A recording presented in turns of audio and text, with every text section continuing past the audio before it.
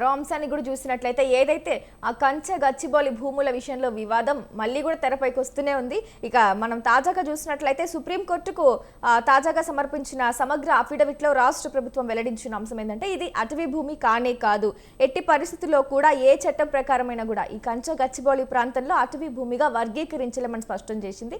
మరి అంశాన్ని ఎలా చూడొచ్చు అంటారు? అలాగే తదుపరి వాయిదా కూడా 13వ తేదీకి వాయిదా వేయడం జరిగింది. ఎలా చూడొచ్చు అంటారు? మరి అంటే ఒక్కటైతే వాస్తవం, చెట్టు అటవీ భూమి అయినా పట్టా భూమిలో ఉన్నా నీ ఇంట్లో ఉన్నా ఒక భారీ వృక్షం కుట్టాలంటే దానికి సంబంధించి రెవెన్యూ పర్మిషన్ అవసరం. మనమైతే మండల స్థాయిలో అయితే ఎంఆర్ఓ దగ్గర పోయి అనుమతి తీసుకోవాలి. అది భారీ స్థాయిలో ఉంటే ఇతర ఉన్నతాధికారుల అనుమతులు తీసుకోవాలి. అది అవసరం. ఎట్లయినా చెట్టు నరకకూడదు, నరికితే నేరం అనేది మన అందరికీ తెలుసు, స్పష్టంగా తెలుసు. ఎవరు కూడా ఊళ్ళో చెట్టు కొట్టినప్పుడు కంప్లైంట్ చేస్తారు, ఎంఆర్ఓకో విఏఓకో కంప్లైంట్ చేస్తారు, ఫలానా చెట్టు కొడతా ఉన్నాడు అని. ఆ చెట్టు కొట్టడం ఆపేస్తారు. కలప అక్రమ రవాణా కూడా నిషేధం. ఇవన్నీ ఉండగా ఇన్ని వందల సంఖ్యలో చెట్లని ప్రభుత్వం ఎందుకు నరికేయాల్సి వచ్చింది? సరే, అటవీ భూమి కాదా అనేది రెండో అంశం. అటవీ భూమి అయినా కాకుండా చెట్లను నరికేయడానికి అనుమతులు అవసరం. ఆ అనుమతులు ప్రభుత్వం దగ్గర ఉన్నాయా? ఇంకోటి, రిప్లేస్మెంట్ ఆఫ్ ట్రీస్, అంటే అక్కడ ఉండే చెట్లను నరికివేయకుండా వాటిని అక్కడి నుంచి తొలగించి ఇతర చోట్ల వాటిని నాటాల్సిన అవసరం ఉన్నది. గతంలో రహదారుల విస్తరణలో కూడా భారీ వృక్షాలు, వందల సంవత్సరాల వయసు ఉన్నటువంటి వృక్షాలు, చాలా భారీ వృక్షాలు ఉంటే వాటిని కూడా నరకకుండా తీసి పక్కన నాటేటువంటి ఒక ప్రక్రియ మనకు అందుబాటులో ఉన్నది. మరి అలాంటి ప్రక్రియ ఉండగా ఎందుకు రాత్రి ఆ చెట్లను అన్నింటిని నరికేసిండ్రు, ఆ స్థలాన్ని స్వాధీనం చేసుకోవడానికి ప్రయత్నం చేశారు? ఇదే ప్రశ్న ఆ ప్రభుత్వం ముందరున్నది. సరే, ఆ కోర్టుకు వీళ్ళు అఫిడవిట్ ఇచ్చిండ్రు, ఏమిచ్చిండ్రు? అది అటవీ భూమి కాదు. అటవీ భూమి కాదు. ఏ భూమి అది? కంచె గచ్చిబౌలి అనేది ఒక నువ్వు యూనివర్సిటీ కేటాయించినటువంటి ప్రభుత్వ భూమి. యూనివర్సిటీ కేటాయించినటువంటి ప్రభుత్వ భూమిలో అటవీ పెరిగినటువంటి అటవీ, అది ప్రైవేట్ అటవీ కావచ్చు, గవర్నమెంట్ అటవీ కావచ్చు. ఒక వన సంపద పెరిగిన తర్వాత, వృక్ష సంపద పెరిగిన తర్వాత దాన్ని తొలగించడం అనేది చట్టరీత్యా నేరము. అది తొలగించాలని నీకు ఒకవేళ అత్యవసరము తొలగించాలనుకుంటే అందుకు అనుగుణంగా ఎక్కడైనా అటవీని పెంచాల్సినటువంటి అవసరం ఉంటది, లేదా అనుమతులు తీసుకోవాల్సినటువంటి అవసరం ఉంటది. ఇవన్నీ ఏవి ప్రభుత్వం తీసుకోకపోవడంతో సుప్రీంకోర్టు దీనిపైన చాలా సీరియస్ అయింది. రాత్రికి రాత్రే మీరు ఆ చెట్లను తొలగాల్సినటువంటి అవసరం ఏమున్నది, అందుకు అనుగుణంగా మీరు ఏ మేరకు నష్టపరిహారాన్ని భర్తీ చేస్తారనేటువంటి విషయం కూడా గతంలో కోర్టు ప్రశ్నించింది. మరి దానికి సమాధానం చెప్పకుండా ఈ మూలానికి పోయి అది అటవీ భూమే కాదా, అక్కడ అటవీ ఉందా లేదా అనేటువంటి ప్రశ్నలు లేవనెత్తా ఉన్నాయి. అంటే ప్రభుత్వం దాని నుంచి తప్పించుకోవడానికి ప్రయత్నం చేస్తుందని స్పష్టంగా అర్థమవుతా ఉన్నది.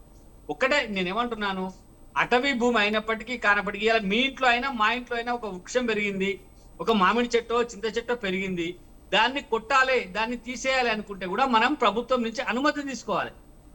అక్కడ విఆర్ఓ అనుమతి, విఆర్ఓ ద్వారా ఎంఆర్ఓ అనుమతి తీసుకోవాల్సినటువంటి అవసరం ఉంటుంది. అట్లాంటి ఒక్క చెట్టును కొట్టడానికే ఇంత రెవెన్యూలో ఇంత అనుమతులు అవసరమైనప్పుడు మరి నువ్వు వందల వృక్షాలను, భారీ వృక్షాలను ఏకమొత్తంగా బుల్డోజర్లు పెట్టి తొలగిస్తా ఉంటే దాన్ని కోర్టు ప్రశ్నిస్తా ఉంది. దానికి సమాధానం చెప్పకుండా అది అటవీ భూమి అవునా కాదా, ప్రభుత్వ భూమే కాదా, యూనివర్సిటీ భూమే కాదా అని చెప్పి వితండవాదం చేస్తూ ప్రభుత్వం సమస్యను మొదటికి తెస్తా ఉంది. ఇది సరైనటువంటి విధానం కాదు.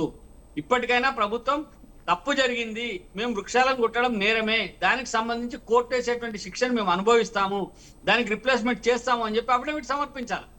ఆ భూమి ప్రభుత్వానికి అవసరం ఉంది కాబట్టి తీసుకుంటా ఉన్నాము, ఇందులో అధికారుల ద్వారానో ప్రభుత్వం ద్వారానో కొన్ని పొరపాట్లు జరిగినాయి, వీటిని సరిదిద్దుకుంటాము అని చెప్పి ప్రభుత్వం ఒక క్షమాపణ పత్రాన్ని కోర్టుకు సమర్పించాలి. అది సరైనది అవుతుంది. కానీ నేను చేసింది కరెక్టే, ఇది అటవీ భూమి కాదు అని చెప్పి ఉల్టా అఫిడవిట్లు ఇచ్చి ఏదో మేము చేసింది అంతా సరైనది అనేటువంటి విధానం చెప్పుకోవడం అనేది కరెక్ట్ కాదు.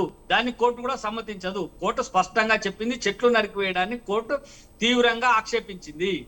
కాబట్టి వీళ్ళు అఫిడవిట్ ఏమాత్రం వాళ్ళు ప్రభుత్వ భూమే కాదా, అది అటవీ భూమే కాదా అనేది రెండో అంశం.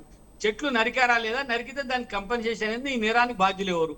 దీనిపైనే కోర్టు ముందు చర్చలు జరుగుతాయి. కోర్టుకు ప్రభుత్వం అదే అంశం పైన సమాధానం చెప్పాల్సి ఉంటుంది. రైట్ అండి ప్రసాద్ గారు, మీరు చెప్పినట్లే. అట్లాగే సుప్రీంకోర్టు ఆగ్రహం వ్యక్తం చేసింది. రాత్రికి రాత్రే అట్లా బుల్డోజర్లు తెప్పించి చెట్లు కొట్టించాల్సిన ఆవశ్యకత ఏముంది అన్నట్లు. అట్లాగే ఏం చెప్తుంది, ఇప్పుడు అడవులను సంరక్షించాలా లేక అధికారులను జైలుకు పంపాలా కూడా మీరే నిర్ణయించుకోండి అని చెప్తోంది. అంటే ఏ శాఖల అధికారులపై చర్యలు ఉండొచ్చు?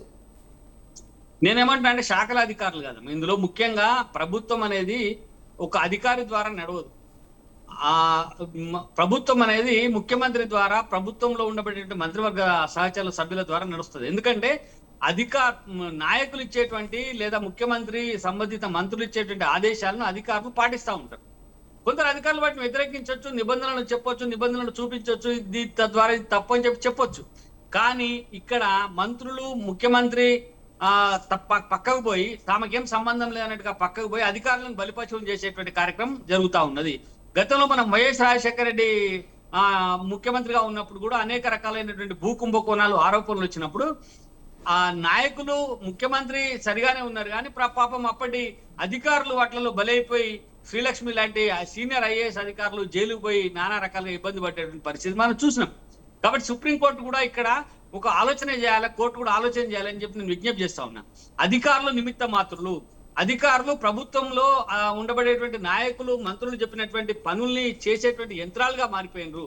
కాబట్టి వాళ్ళ మీద చర్యలు తీసుకుంటూనే వాళ్లను ఆదేశించినటువంటి మంత్రుల పైన ప్రభుత్వం పైన కూడా కోర్టు దృష్టి పెట్టాల్సినటువంటి అవసరం ఉంటది.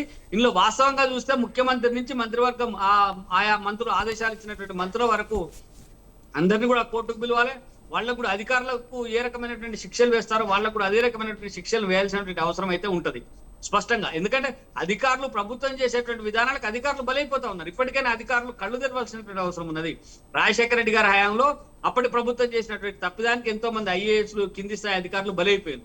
ఇప్పుడు గతంలో కేసీఆర్ చేసినటువంటి తప్పిదానికి కూడా బలైపోయినటువంటి అధికారులు ఇప్పుడు కోర్టుల చుట్టూ విచారణల చుట్టూ తిరుగుతా ఉన్నారు. ఇప్పుడు ముఖ్యమంత్రి రేవంత్ రెడ్డి గారి ప్రభుత్వంలో కూడా అధికారులు అదే విధమైనటువంటి ఇబ్బందులు ఎదుర్కొనేటువంటి అవకాశం ఉంది. కాబట్టి కోర్టులు కూడా కొద్దిగా దీన్ని లోతుగా పరిశీలన చేసి ఆదేశాలు ఇచ్చినటువంటి మంత్రుల పైన లేదా ముఖ్యమంత్రి పైన కూడా చర్యలు తీసుకుంటే ఈ రకమైన ఆదేశాలు ఇవ్వడం తగ్గుతుంది. లేదా అధికారుల పైన నెపం నెట్టేసి వీళ్ళు చేతులు దులుపుకొని కూర్చునేటువంటి అవకాశం ఉంటది. కాబట్టి మంత్రులతో పాటు ఆదేశాలు అమలు చేసినటువంటి అధికారులను ఆదేశించినటువంటి మంత్రుల్ని కూడా ఇందులో ఇన్వాల్వ్ చేసి కోర్టు వాళ్ళ శిక్షను నిర్ణయించాలా, లేకపోతే వాళ్ళకి ఏ రకమైనటువంటి ఆదేశాలు ఇస్తారో ఆ రకమైన ఆదేశాలు ఇవ్వాలని చెప్పి కోరుతా ఉన్నా. ఎప్పుడైనా నాయకుల తప్పిదానికి అధికారులు బలైపోతా ఉన్నారు. సరే, అధికారులు కూడా అవినీతి పరులు ఉండొచ్చు, అధికారులు కూడా వాళ్ళ ఇష్టానుసారం వ్యవహరిస్తుండొచ్చు, కానీ నాయకులు ఇందులో తప్పించుకోకుండా చర్యలు తీసుకోవాలని చెప్పి నాకు అనిపిస్తా ఉంది.